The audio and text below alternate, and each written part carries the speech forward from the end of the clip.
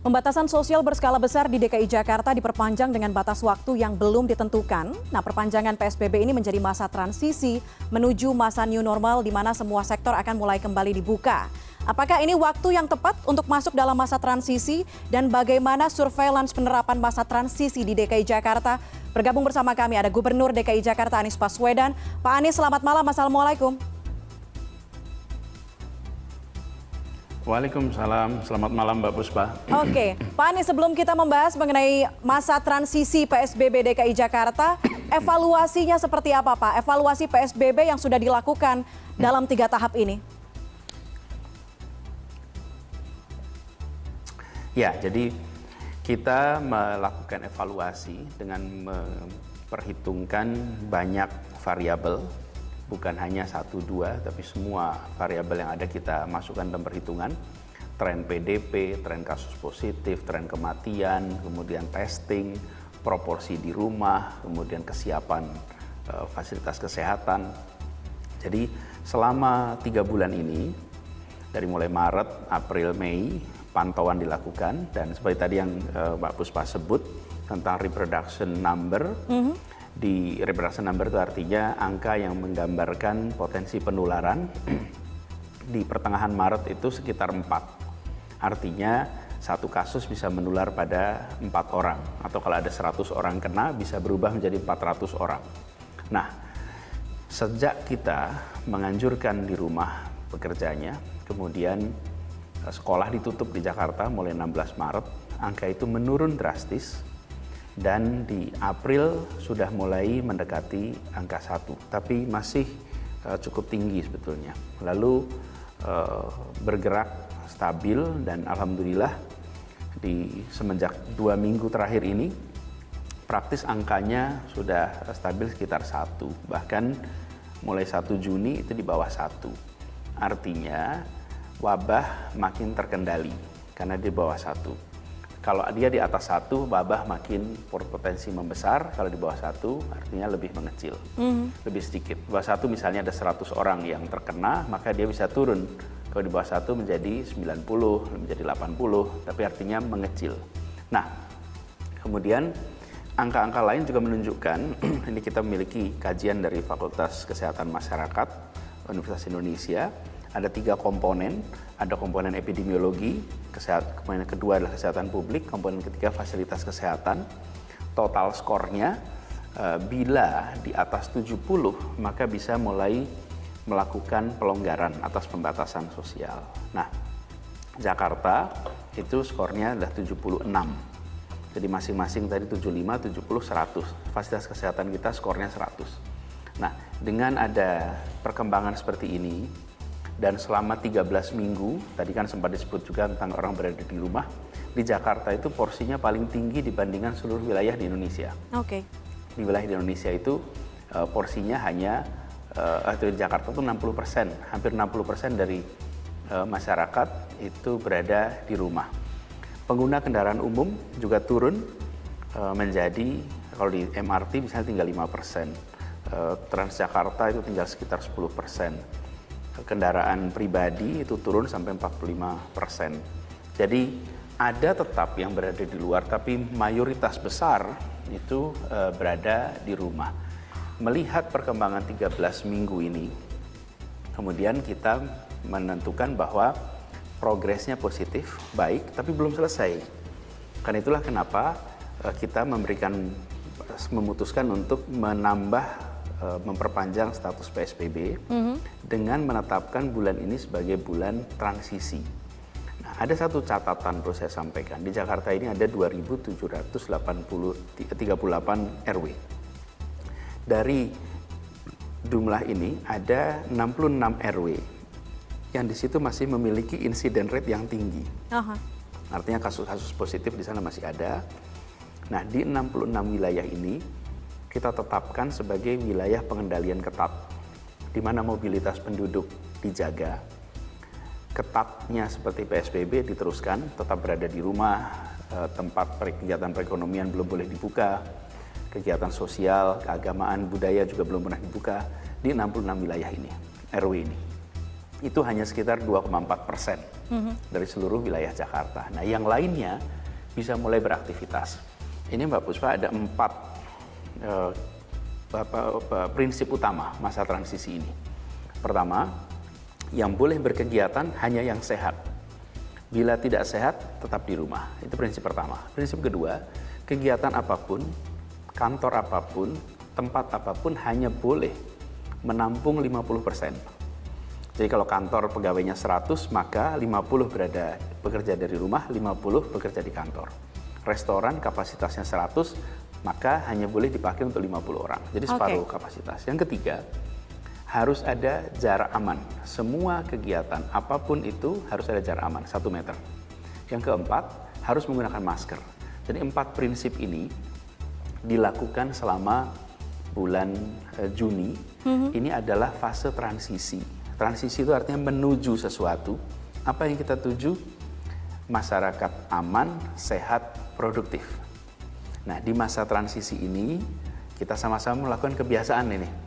Kebiasaan untuk jaga jarak, kebiasaan untuk pakai masker, kebiasaan untuk mengurangi volume orang dalam kegiatan manapun. Oke. Jadi kita memutuskan di Jakarta PSBB diperpanjang dengan masa transisi selama bulan Juni. Oke, Pak Anies, tadi Bapak mengatakan bahwa masih ada ternyata beberapa wilayah RW begitu khususnya yang ternyata angka indeks rate-nya juga masih tinggi di DKI Jakarta.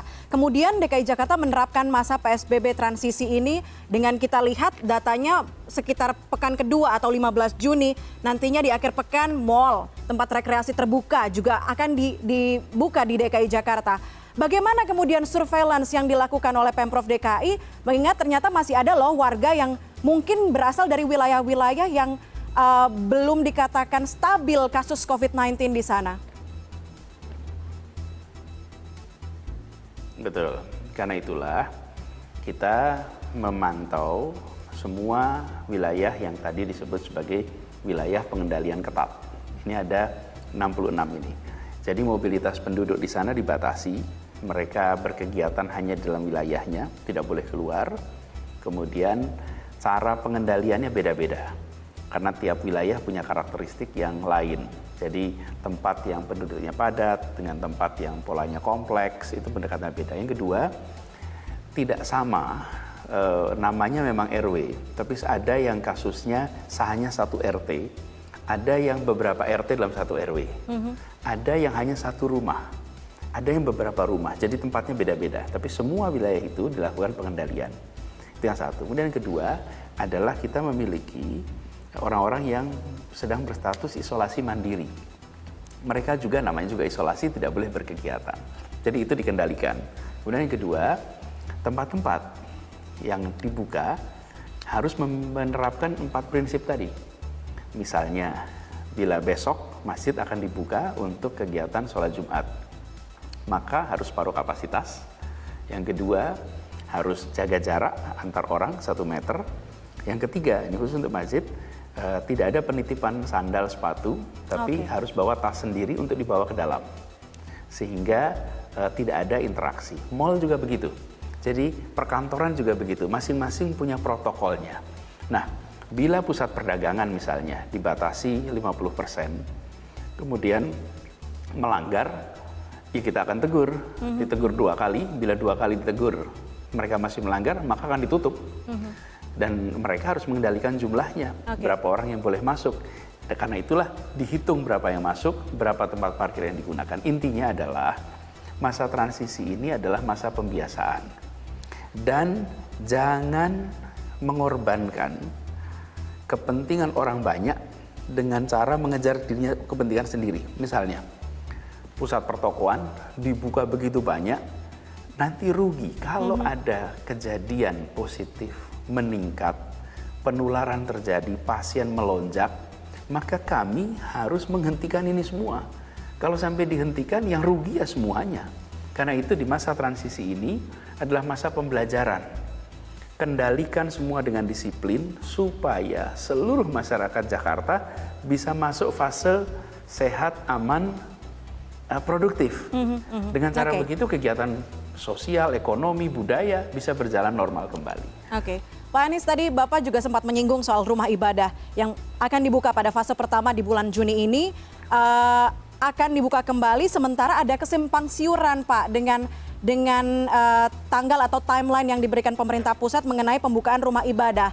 Apa yang menjadi latar belakang pembukaan rumah ibadah? Apakah ada desakan atau latar belakang lain, Pak Anies? Tidak ada, karena memang PSBB-nya selesai hari ini. Jadi PSBB fase yang kemarin hari ini berakhir, besok adalah fase transisi. Dan di fase transisi itulah kemudian hari Jumat, Sabtu, Minggu, kegiatan peribadatan sudah bisa mulai dilakukan. Jadi justru kita ingin konsisten. Kalau sekarang sudah berakhir dan besok mulai masuk fase transisi, ya besok juga fase transisi itu kita lakukan. Jadi ada tahapannya. Dan kegiatan-kegiatan ini biasanya berbasis komunitas di wilayahnya sendiri. Karena itu wilayah yang masih berstatus wilayah pemantauan ketat, di sana belum boleh rumah ibadahnya dibuka. Di sana belum bisa kegiatan dilakukan di kegiatan perekonomian, sosial, budaya belum boleh. Tapi yang lain sudah boleh dilakukan. Jadi kita menyiapkan tahapan pembukaan dengan memperhitungkan pergerakan orang. Itulah sebabnya mengapa pekan depan perkantoran dulu, mulai hari Senin, tapi tidak otomatis pusat pertokoan langsung buka. Ini adalah proses persiapan, proses pembiasaan, baru nanti pada pekan berikutnya pusat pertokoan mulai dibuka. Jadi ini semua adalah hasil kajian, pertimbangan untuk mengendalikan mobilitas penduduk. Oke. Pak Anies, ahli epidemiologi berpendapat juga Indonesia ini belum siap melakukan new normal karena R0-nya belum di bawah 1. Kalau DKI Jakarta tadi Pak Anies mengatakan sudah cukup stabil 1, terus beberapa hari kemudian juga kita lihat ada angka 0,89, kemudian berubah lagi. Tapi bisa jadi ada lonjakan kasus COVID-19 yang akan terjadi kala penerapan transisi ini dilakukan. Apalagi kalau kantor-kantor buka yang tadinya pusatnya epicentrum di Jakarta kemudian menyebar ke daerah Pulau Jawa. Ini kan bisa kembali lagi orang-orang ini. Mobilitasnya akan kembali lagi ke Jakarta mengingat perkantoran juga akan buka. Bagaimana dengan pemaksimalan fasilitas kesehatan, Pak Anies?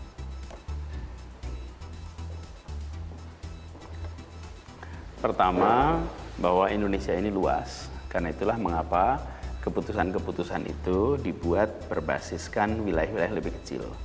Nah, di Jakarta, epidemiologi informatik yang dibangun di sini alhamdulillah sangat baik. Kita di DKI ini tim bisa mendeteksi sampai level RW. Data kita tuh sampai level RW, kemudian bahkan klaster-klaster dan pribadi-pribadi yang terkontak itu bisa dibuatkan petanya.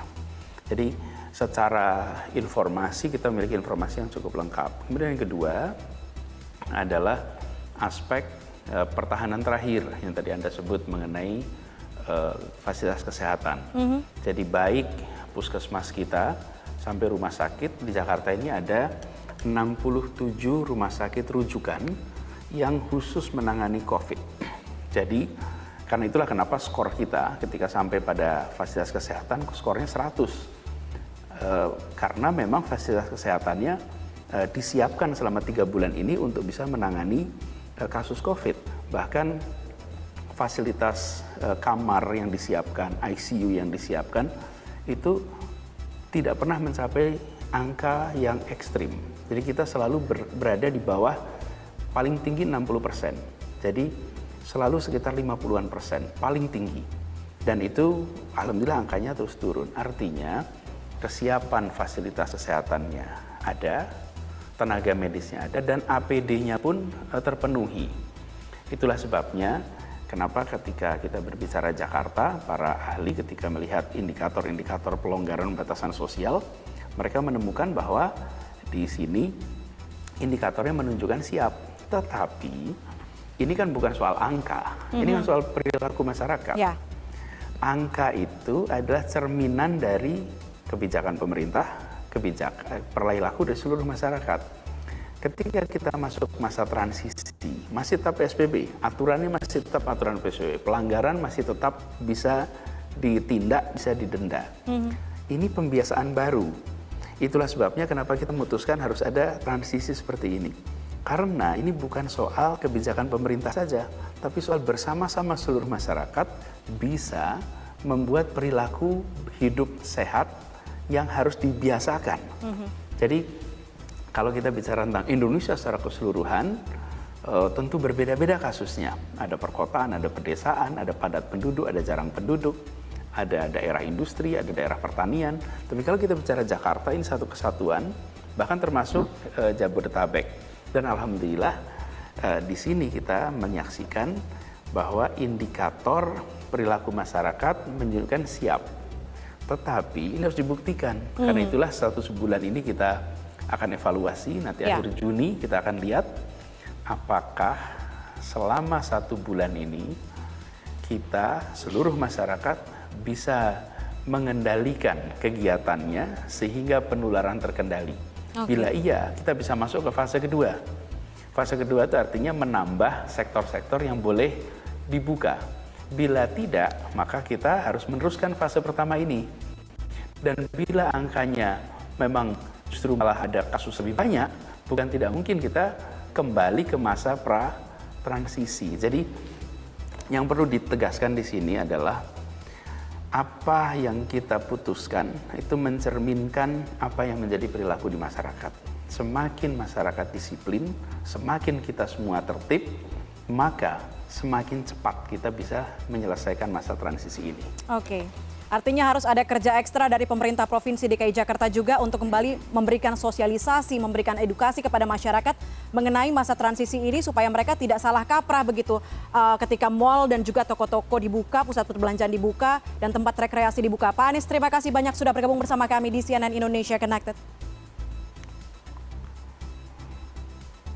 Sama-sama, terima kasih kembali.